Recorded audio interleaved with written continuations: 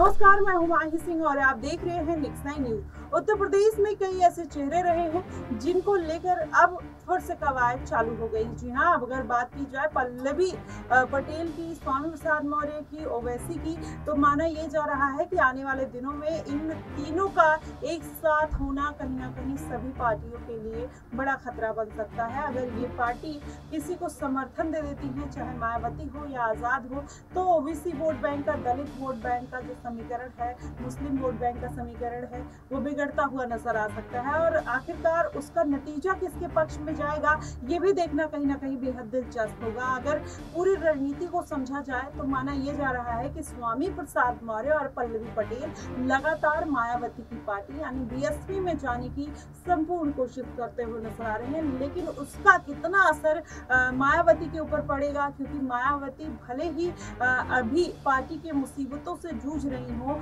Party का जनाधार कम हो रहा है उससे जूझ रही हो, लेकिन किसी के साथ गठबंधन करने के लिए बिल्कुल भी तैयार नहीं है। तो ऐसे में अब स्वामी प्रसाद मौर्य और पल्लवी पटेल को लेकर मायावती किस तरीके से निर्णय लेती हुई नजर आएंगी। अगर उनके पक्ष में ये पूरा फैसला जाता है तो जाहिर तौर पर जो ओबीसी वोट बैंक, जो एससी वोट बैंक छिटक गए थे मायावती से, वो कहीं ना कहीं साथ आते हुए नजर आएंगे। और मुस्लिम वोट बैंक भी जो अभी मायावती से नाराज चल रहा है, वो भी शायद मायावती के साथ आता हुआ नजर आए। लेकिन मायावती किसी भी कीमत पर गठबंधन करने के लिए तैयार नहीं है। ऐसे में अगर ओवैसी, पल्लवी पटेल और स्वामी प्रसाद मौर्य, आजाद, इन सभी दलित पार्टियों का साथ मायावती लेती तो जाहिर तौर पर कुछ बड़ा फायदा होने की संभावना थी। इंडिया गठबंधन, एनडीए गठबंधन जिस तरीके से मजबूती के साथ खड़ा है, ऐसे में मायावती के लिए भी वो दरवाजे खुल सकते थे, वही मजबूती मिल सकती थी, वही जनाधार मिल सकता था, वही खोया हुआ वर्चस्व वापस आ सकता था। लेकिन मायावती का अपना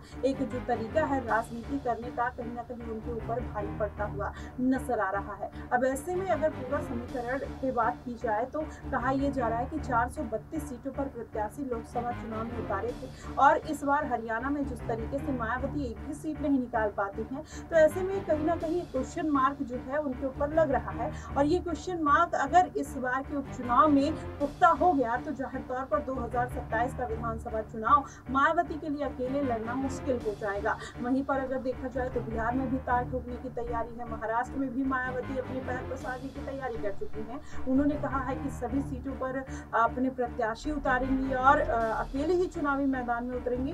तो इससे कहा जा रहा है कि मायावती को एक अच्छी रणनीति बनाने की जरूरत है। सभी राज्यों में कूद कर प्रत्याशी उतारने से अच्छा है कि किसी एक राज्य पर अच्छे तरीके से फोकस करके नए समीकरण बनाकर मायावती को फिर से अपनी पार्टी को खड़ा करना चाहिए। नहीं तो अकेले लड़ने का चुनाव और अकेले लड़ने का ऐलान जो है कहीं ना कहीं उनको ले डूबेगा। और अगर ऐसा हुआ तो जाहिर तौर पर भारतीय जनता पार्टी और सपा पार्टी में ही ये पूरा एक तरीके से रंजिश देखने को मिल सकती है, ये कंपटीशन देखने को मिल सकता है, और मायावती उसमें काफी पीछे नजर आ सकती है और वो जाती हुई भी नजर आ रही है। और उनकी जगह ऐसा मालूम पड़ता है कि आजाद उनकी जगह धीरे धीरे ले लेंगे और मायावती का खोया हुआ जनाधार कहीं ना कहीं उनके ऊपर भारी पड़ता हुआ नजर आएगा। ऐसे में आकाश आनंद की एंट्री हो गई है, लेकिन अभी किसी भी तरीके के एक्टिव न्यूज नहीं नजर आ रही है।